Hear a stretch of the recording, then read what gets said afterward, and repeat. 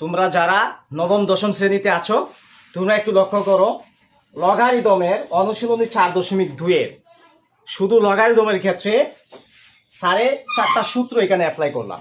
এক নাম্বার হচ্ছে log M N সমান হচ্ছে এম এর সাথে এন এর সম্পর্ক হচ্ছে ইনটু, তাহলে এই দুটাকে আমরা ডিভাইড আলাদা করব।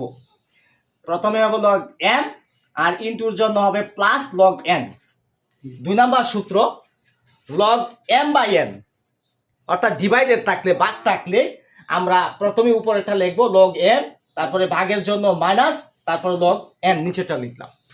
3 নাম্বার সূত্র বি লগ এ, লগের সাথে বিটা হচ্ছে সহগ আর এ হচ্ছে লগের ভিত্তি। ওকে, তাহলে এই ক্ষেত্রে বাম পাশে যে সহগটা থাকবে এটা ডান পাশে গেলে ভিত্তি পাওয়ার হয়ে যাবে, তাইলে log a to the power b. সবচেয়ে ইম্পর্টেন্ট এবং মনে রাখার যে সূত্রটা সেটা হচ্ছে লগ এ পাওয়ার এ, মানে হচ্ছে ভিত্তি এবং পাওয়ার যদি সমান হয় তাহলে তার মান হচ্ছে 1। এই সূত্রটাকে অ্যাপ্লাই করে স্যারের একের খ একটা অঙ্ক তোমাদেরকে দেখাচ্ছি। লগ 3 টু দি পাওয়ার 81 মানে 81। ওকে, তোমরা লক্ষ্য করো এই অঙ্কটাকে তুমি যখন সমাধান করতে যাবা তখনই লক্ষ্য রাখবা যে যে কোনো ওয়েতে যদি ভিত্তি এবং পাওয়ার সমান করা যায় তাইলে লগটা উঠে যাবে, একটা নির্দিষ্ট মানে পৌঁছতে পারবা।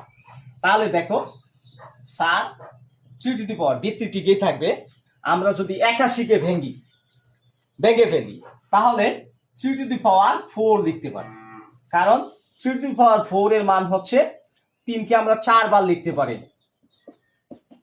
3 3 9 3 9 27 3 27 কত 81, তাহলে আমরা 3 টু দি পাওয়ার 4 লিখতে পারি।